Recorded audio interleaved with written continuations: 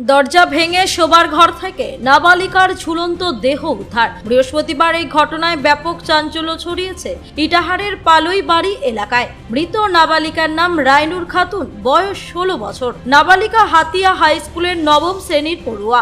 জানা গিয়েছে নাবালিকার বাবা পরিযায়ী শ্রমিক, বর্তমানে ভিন রাজ্যে আছেন। বাড়িতে মায়ের সঙ্গে থাকতো রাইনুর। বৃহস্পতিবার সকালে রাইনুরকে তার মা শোবার ঘরে ডাকতে গিয়ে কোনো সাড়া শব্দ পাননি। এরপর বিষয়টি জানাজানি হতে প্রতিবেশীরা রাইনুরের বাড়িতে এসে শোবার ঘরের দরজা ভেঙে নাবালিকার ঝুলন্ত দেহ উদ্ধার করে। স্থানীয়রা ইটাহার থানার পুলিশকে খবর দেন। পরে ঘটনাস্থলে পুলিশ পৌঁছে দেহ উদ্ধার করে ইটাহার গ্রামীণ হাসপাতালে নিয়ে যায়।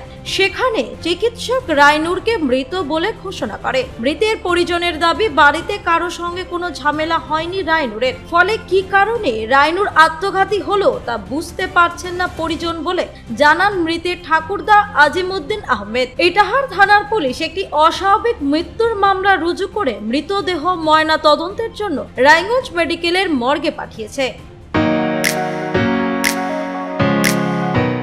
রায়গঞ্জের নিশীথ সরণিতেই মিলছে ফ্যাশনের সেরা কালেকশন। রায়গঞ্জবাসীর জন্য একদম পকেট ফ্রেন্ডলি দামে এখন ট্রেন্ডি পোশাক থেকে শুরু করে এথনিক কালেকশন সব একসাথে। হ্যাঁ, আমরা বলছি আজকালের কথা। এখানে মিলছে এক ছাদের নিচে পরিবারের সবার জন্য পোশাক, মহিলা, পুরুষ আর শিশুদের জন্য অসাধারণ কালেকশন। মহিলাদের জন্য মন কাড়া শাড়ি, ব্লাউজ আর এথনিক কালেকশন। পুরুষদের জন্য ফর্মাল ও ক্যাজুয়াল ট্রেন্ডি পোশাক। শিশুদের জন্য রঙিন, আরামদায়ক ও ফ্যাশনেবল পোশাক যা ছোটদের মুখে হাসি ফোটাবে। শুধু বৈচিত্র্যময় কালেকশন নয়, এখানে দামের সঙ্গেও পাওয়া যায় নিশ্চয়তা। সাশ্রয়ী দামে গুণমানের সেরা পোশাক পাওয়ার জন্যই আজকাল রায়গঞ্জের মানুষের আস্থার জায়গা দখল করেছে।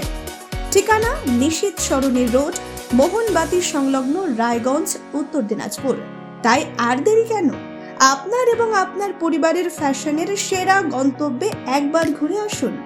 আজকাল আপনার ফ্যাশন, আপনার ঠিকানা। নাম কি? আজিমউদ্দিন নাম। আপনার কে হয়? নাতনি হয়। কোথায় বাড়ি? পালই বাড়ি। কি হয়েছে? নাম কি আর নাতনির? নাম রাইনুর খাতুন।